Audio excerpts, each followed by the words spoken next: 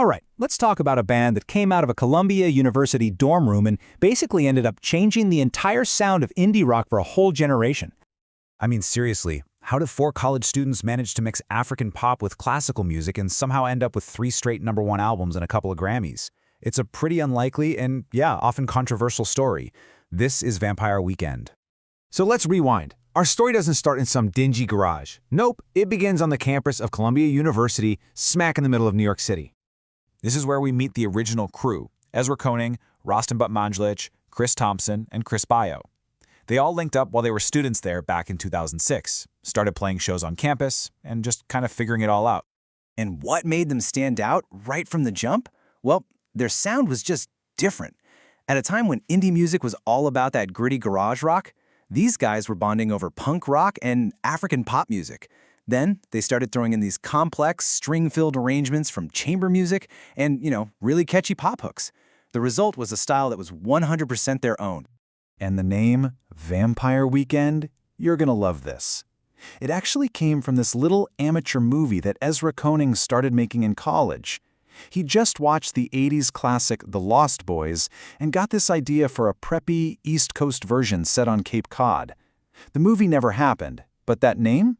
It was just too good to throw away. So they've got the sound, they've got the name, they graduate, get regular day jobs, and record their first album themselves. What happened next? Well, nobody saw it coming. And when I say nobody saw it coming, I mean things just exploded. This was the early days of music blogs, and they just blew up online. All of a sudden, they went from playing campus parties to getting praise from Rolling Stone, touring with huge bands like the Shins, and then they landed the cover of Spin magazine. And this is the crazy part. All of this happened before their first album was even out. But you know how it goes. With all that hype came a ton of backlash. This was the late 2000s, and the internet could be a pretty harsh place. People started calling them privileged Ivy Leaguers, and they got hit with some pretty serious accusations of cultural appropriation for using African sounds. Some people just wrote them off as the whitest band in the world. But here's the thing. All that chatter, all that controversy, it kind of melted away once the music dropped. When their first album finally came out in 2008, it was just a massive hit with critics and fans. It went platinum, gave us timeless songs like A-Punk, and today people still talk about it as one of the best debut albums of all time. Okay, so they survived the hype and the hate. What came next was a run that would literally write them into the indie rock history books. First up, their second album, 2010's Contra. It didn't just do well, it debuted at #1 on the Billboard 200 chart. Boom! And then, get this, 3 years later they did it again. Their third album, Modern Vampires of the City, went straight to #1 too. Now you have to understand, this just wasn't normal. For an independent rock band to have 2 albums in a row debut at #1, that had never, ever happened before. It proved they weren't just a flash in the pan. They were the real deal. And it wasn't just about sales. The critics were all in too. Modern Vampires of the City ended up winning the Grammy for Best Alternative Music Album. So yeah, they were pretty much on top of the music world. So they've reached the absolute peak. It seems like nothing can stop them, right? Well, just when you think the story's set, it takes a turn. A big one.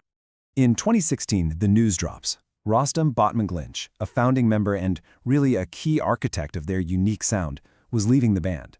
For a lot of fans, it was a huge shock. You had to wonder, could the band even go on without him? But they weren't done, not by a long shot. They came back in 2019 as a trio with Father of the Bride. It was this big, sprawling, collaborative album with all these cool guest vocalists. And guess what? It became their third consecutive #1 debut. And then they won another Grammy. It was like they proved they could evolve and get even stronger. And that evolution is still happening. After that album's success, they kept creating. And in 2024, they released their 5th album, Only God Was Above Us. And yeah, the critics absolutely loved it, proving that creative spark is still burning just as bright as ever. I mean, just look at that journey. They went from these preppy indie kids to total pros, seasoned musicians who have never been afraid to push their own boundaries and try something new. So, at the end of the day, the story of Vampire Weekend is really about always moving forward, whether people are cheering you on or trying to tear you down.